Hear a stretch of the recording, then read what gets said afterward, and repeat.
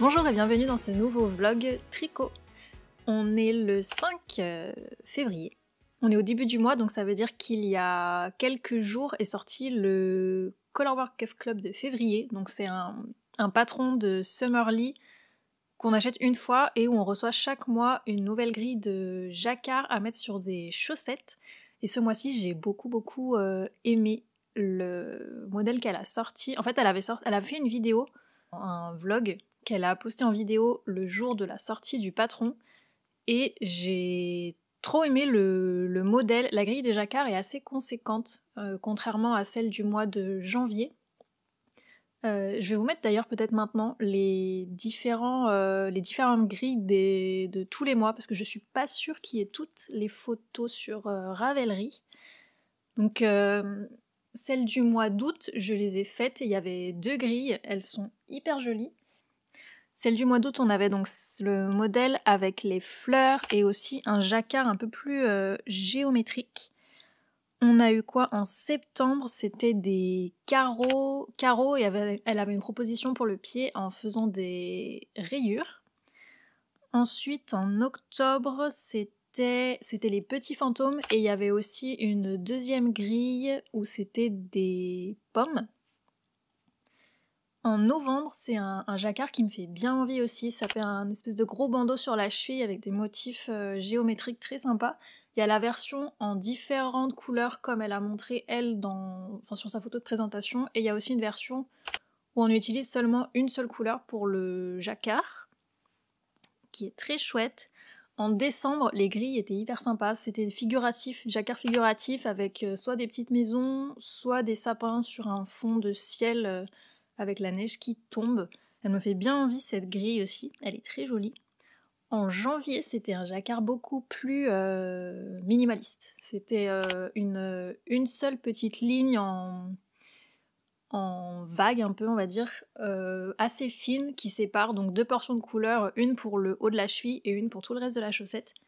Donc c'est un jacquard très simple mais qui, je pense, peut être vraiment hyper sympa avec les différentes combinaisons qu'on peut utiliser de couleurs.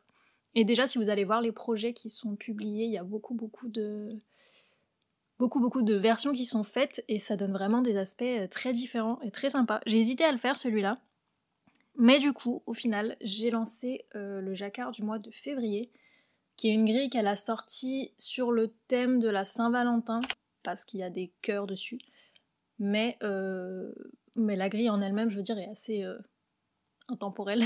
J'ai eu vraiment très envie de la faire quand je l'ai vue. Sa proposition de couleur aussi était très chouette, j'aurais pas pensé à mettre du noir dessus. Et ça fait que moi j'ai voulu la monter donc avec des fils que j'avais dans mon stash. Et j'ai cherché pendant super longtemps différentes combinaisons de couleurs, parce qu'il y a quand même pas mal de couleurs. Au total, il y a une couleur principale et 5 contrastants, donc ça fait quand même une grosse palette de couleurs à arriver à assortir. Donc moi je me suis quand même bien basée sur les couleurs qu'elle avait prises. En fait ce que j'ai gardé c'est le rouge, donc pour le haut de la cheville et pour les cœurs, et le fond noir autour des cœurs, ça j'ai gardé. Et après c'est là que j'ai un peu mélangé, que j'ai fait pas mal d'essais et tout ça. J'avais repris sur ma tablette, j'ai repris la grille qu'elle avait faite avec ses couleurs, et en fait après j'ai essayé avec en combinant différentes couleurs, parce que juste en mettant mes pelotes les unes à côté des autres, j'avais du mal en fait à visualiser réellement ce que ça allait donner. Enfin, j'avais besoin de le voir mis sur le motif, donc j'ai fait ça. Et ça m'a servi du coup à établir une palette qui est assez différente de ce que j'utilise d'habitude. C'est des coloris que j'avais, mais du coup combinés ensemble, ça donne quelque chose de très différent, et du coup ça me fait du bien en fait de tricoter des couleurs différentes, un peu. Donc je vais vous montrer ce que j'ai utilisé comme palette. Alors tout d'abord, j'ai utilisé donc mon rouge, c'est la Harwetta 138 que j'ai utilisé dans mes Slow Morning Decay, que j'ai fait avec un petit twist. Donc il m'en reste pas beaucoup, mais ça va suffire pour ces chaussettes-là. C'est bien pour utiliser nos restes du coup, parce qu'il faut vraiment des petites quantités. Donc j'ai ce rouge là, qui va être donc sur le fond noir, qui est de la Arco Iris coloris Dark Matter.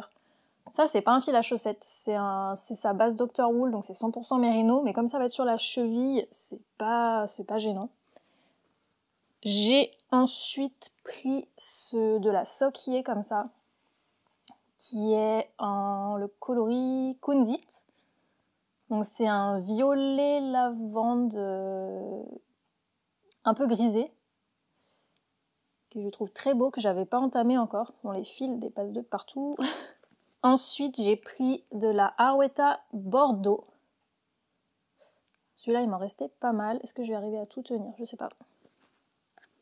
Et j'ai pris... Alors, j'avais plus l'étiquette, donc je sais pas si c'était de la Nord ou de la Flora, mais vu les poils qui dépassent, je pense que c'est de la Nord. Vu que dans la Nord, il y a un peu d'alpaga. Donc ça, c'est ma palette pour la cheville. Et ensuite, pour tout le corps de la chaussette, j'ai décidé d'utiliser ça. Mon écheveau de Deeply Wool que j'ai reçu dans le dernier vlog, je vous l'ai montré, dans le coloris Biscotti. Donc c'est une base 85-15 fingering. Et donc j'ai pris ça pour faire tout le corps de la chaussette. Et je pense que je vais refaire la pointe en violet comme ça, histoire de faire un rappel. Et je suis vraiment hyper contente de cette palette de couleurs, ça m'amuse bien de tricoter avec. Je vais vous montrer la chaussette où j'en suis. Je l'ai montée il y a 3 jours et j'ai fait tout ça. Donc là en fait je suis en train de faire le talon.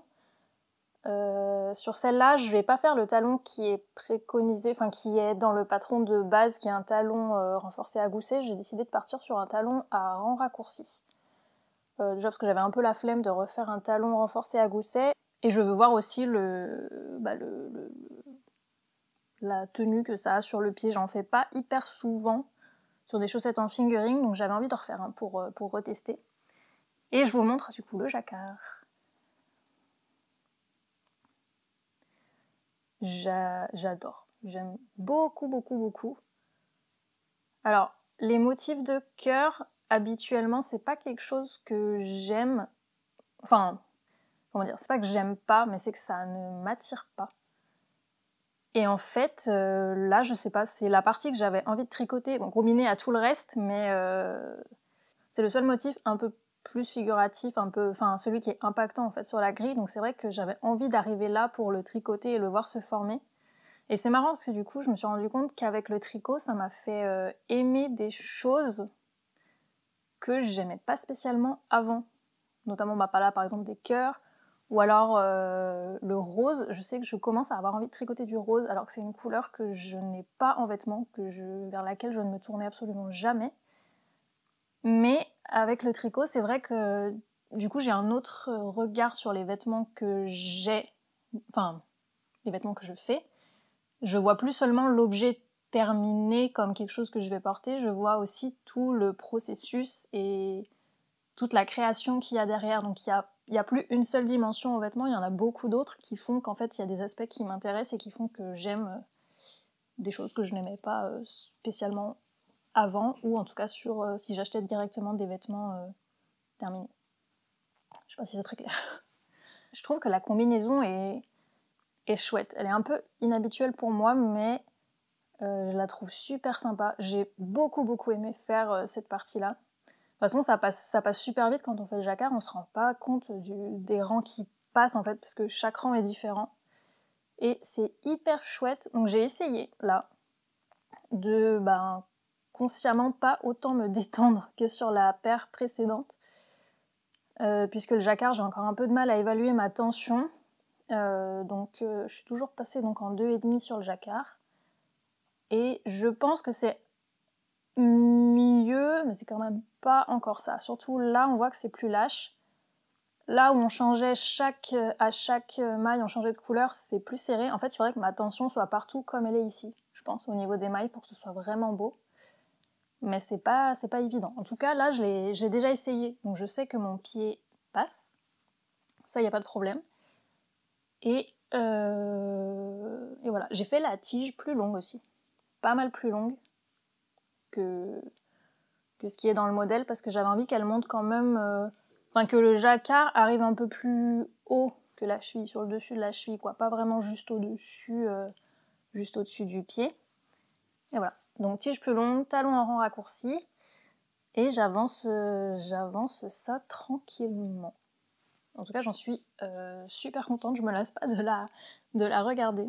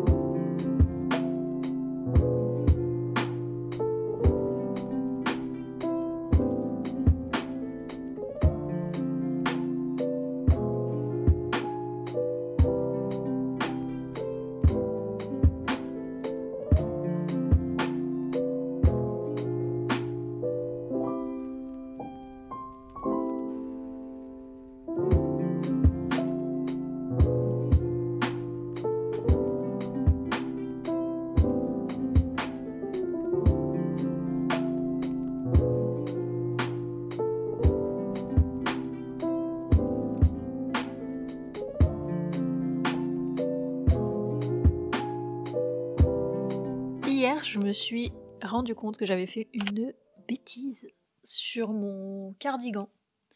En fait, je me suis trompée au niveau du col. J'étais à 5 rangs de la fin du col. Et en fait, en voyant la forme qu'il avait, je me suis dit que je m'étais probablement trompée. Donc, sur le cardigan, je vous mettrai la photo du cardigan fini, mais donc c'est un col châle qui se tricote dans la continuité de la patte de boutonnage. Et donc avec un système de rangs raccourcis, on vient former le col voilà, pour permettre de rajouter de la matière progressivement au niveau du col. Et j'avais quasiment terminé. Et en fait, je me suis rendu compte que j'avais mal compris les premières lignes d'explication des rangs raccourcis. En fait, c'était marqué au départ qu'il fallait, sur un certain nombre, sur tous les premiers rangs, tricoter jusqu'à une maille avant la maille double des rangs raccourcis. Quand j'avais lu la ligne, j'avais hésité, je m'étais dit du coup, est-ce que je vais jusqu'à la maille double et donc je tricote la maille avant et je tourne, ce qui fait qu'en fait à chaque fois je vais jusqu'à la maille double. Et là même en le disant, je me rends compte que en fait j'ai mal interprété le truc. Donc je vais jusqu'à la maille double, je tricote la dernière maille avant la maille double et je tourne. Et ensuite cette dernière maille là devient le rang raccourci, etc. Sauf qu'en fait, je pense qu'il fallait ne pas tricoter cette dernière maille avant la maille double. Donc il fallait aller jusqu'à une maille avant la maille double, sans tricoter cette maille. Et moi, c'est ce que je n'ai pas fait. À chaque fois, j'ai tricoté cette maille, ce qui fait qu'en fait, l'angle de diminution de mon col est un angle, on va dire, à 45 degrés. Sauf qu'en fait, il aurait dû être 2 fois plus petit. Et du coup, les diminutions, avoir une pente beaucoup plus douce, alors que moi, ça fait une pente assez raide. Et ensuite, ça se rabat à plat en haut. J'ai pris des photos, je vous mettrai des photos. Et donc hier, quand je me suis rendu compte de ça, j'étais bien dégoûtée, parce que j'avais quand même passé... Bon, j'avais passé peut-être 3-4 jours à faire le col, cette partie-là du col. Donc c'était quand même beaucoup plus rapide à faire que ce que j'avais cru au départ. Donc déjà ça, c'est pas mal. Et la bonne nouvelle, c'est que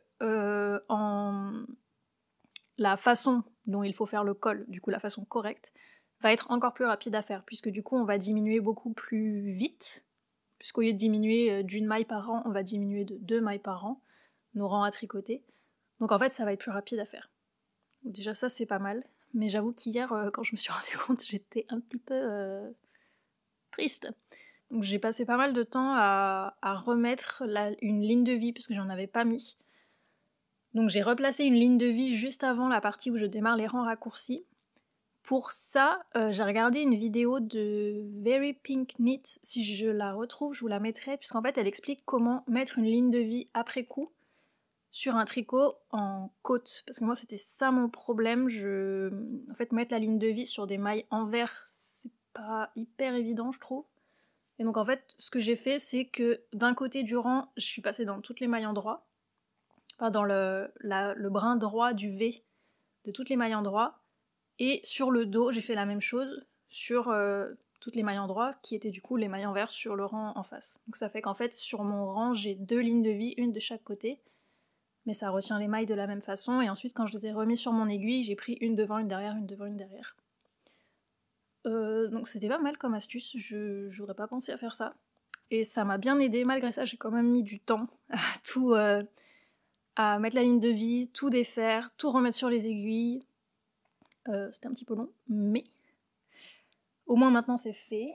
Je suis repartie du coup sur la base du col juste avant de faire les rangs raccourcis, et je pense que je vais m'y remettre aujourd'hui. J'avoue qu'hier j'avais pas la motivation, une fois que j'avais fait tout ça, de redémarrer le col.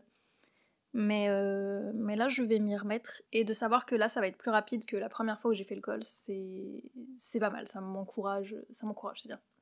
En parlant de ce cardigan, je sais déjà, en tout cas ça fait plusieurs semaines que mon idée n'a pas changé, je sais déjà quel projet je vais monter quand je l'aurai terminé, en récompense de l'avoir terminé. C'est un modèle que j'ai découvert en décembre, il me semble, alors qu'il est pas du tout nouveau, enfin il est pas sorti cette année, il est sorti il y a quelques années déjà, il me semble. C'est le Sally Sweater de Pernille Larsen, donc une des fondatrices de Knitting for Olive. C'est un pull en jersey à grosses rayures qui se tricote en aiguille 6 mm avec de la DK plus mohair, donc Heavy Merino plus mohair. Et j'ai très très envie de le faire parce que j'ai très envie de tester cette combinaison de fils. Je me suis déjà fait un pull en Heavy Merino que j'aime beaucoup. J'aime beaucoup le fil. Enfin, c'est un fil que je trouve qui est assez gonflant et surtout très très léger. Donc j'aime bien le pull que je me suis fait avec, c'était le sweater numéro 18 je crois de ma Favorite Things Knitwear. J'aime beaucoup le résultat. Par contre c'est vrai que je regrette un peu sur ce modèle là de ne pas avoir mis le brin de mohair avec qui était recommandé.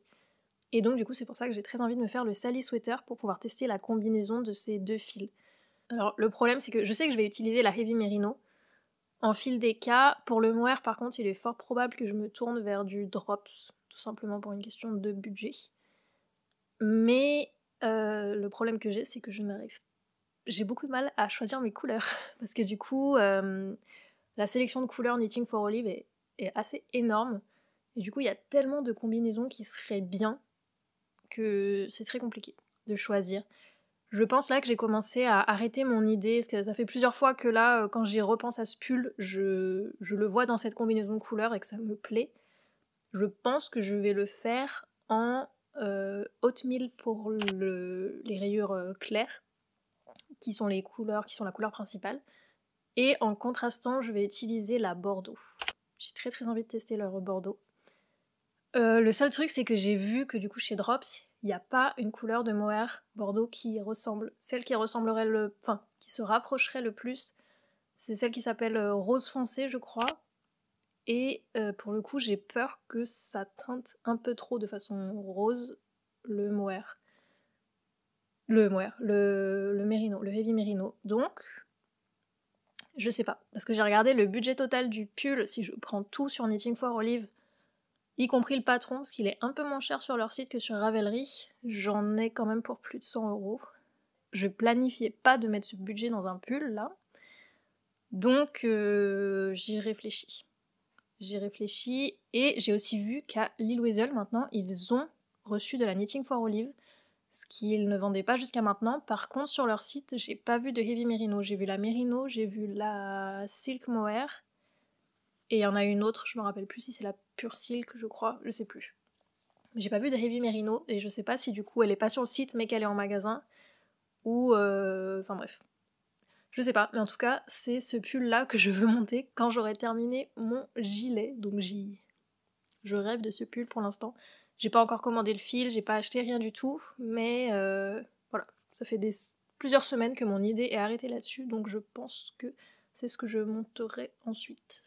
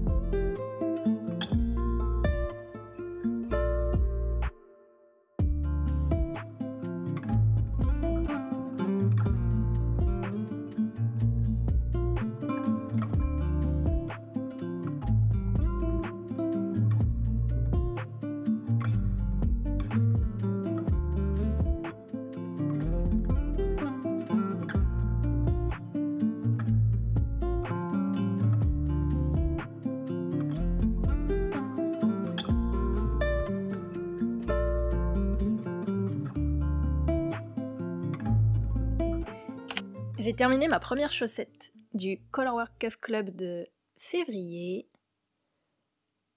J'en suis super contente. Alors par contre, je sais pas quand est-ce que je vais monter la deuxième, parce que là du coup, je suis contente d'avoir fait la première, mais j'ai pas la motivation de monter la deuxième tout de suite. Mais en tout cas voilà, le résultat, j'aime beaucoup beaucoup.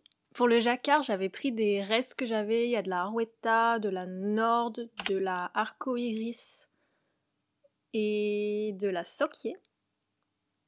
Et après pour le pied, j'ai fait avec la Deeply Wool coloris biscotti, et j'ai fait un rappel du Bordeaux pour la pointe, qui est la Arwetta Bordeaux. Et je suis vraiment trop fan du jacquard. Je suis très contente, je me suis améliorée je pense, par rapport à ce que je faisais d'habitude. Mon pied passe sans problème, donc je pense qu'on est sur la bonne voie. Et je trouve que la démarcation de fin de rang se voit pas tant que ça.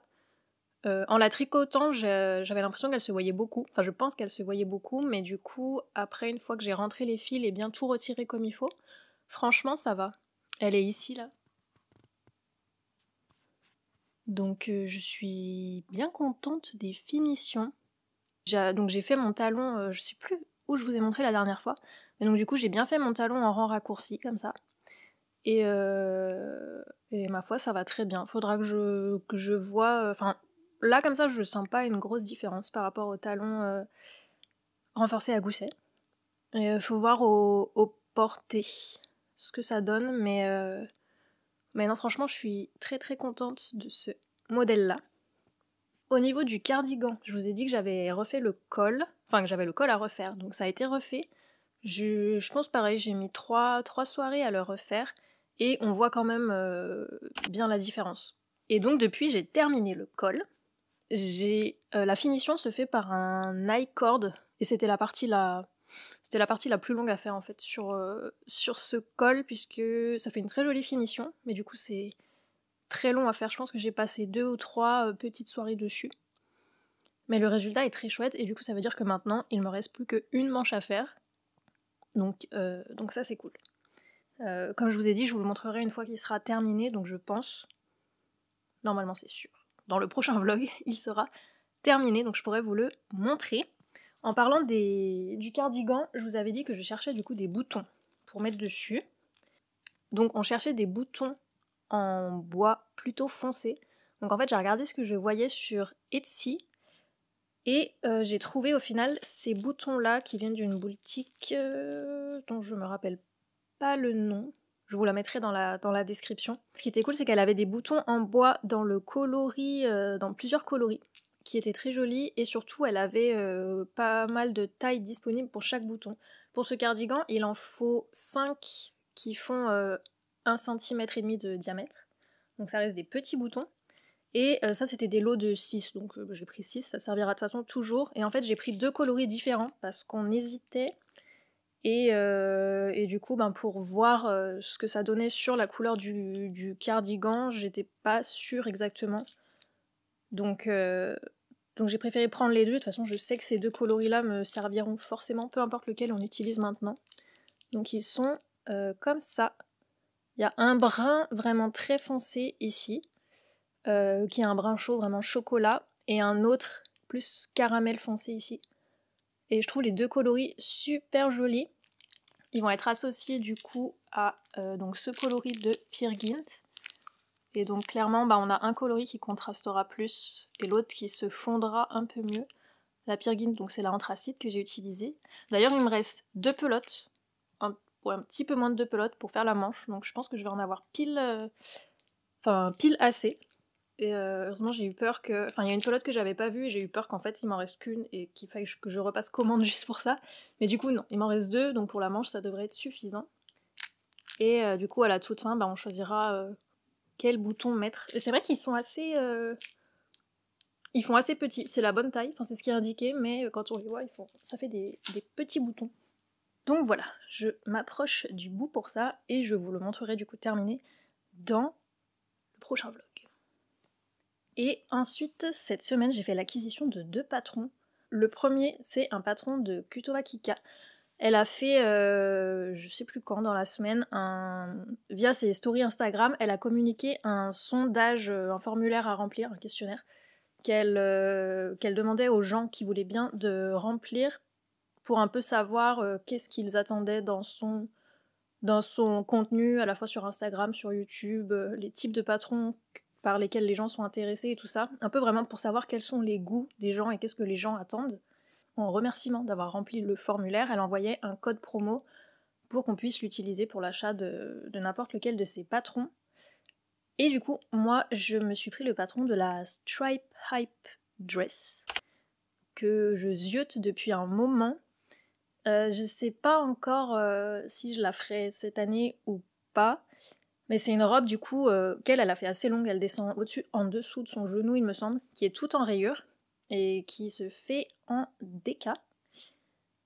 Moi j'aime beaucoup, j'ai très envie de la faire. Elle l'avait fait dans un fil qui fait plutôt printanier, on va dire. Il me semble que c'était un mélange avec du coton. Moi je pense qu'en fait ce qui va me décider à faire une version soit hiver soit plutôt printanière, ça dépendra du fil que je choisirai pour que la robe ne soit pas trop lourde.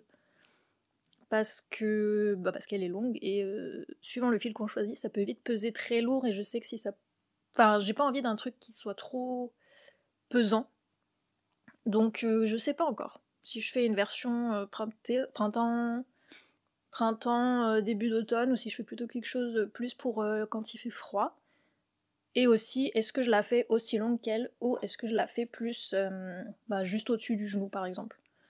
Je sais pas, qu'est-ce que je porterai le plus.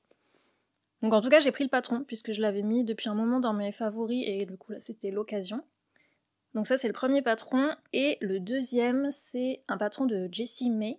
Elle a fait une promo là dans la semaine due à son anniversaire, du coup il y avait 42% de réduction sur pareil, le patron qu'on voulait.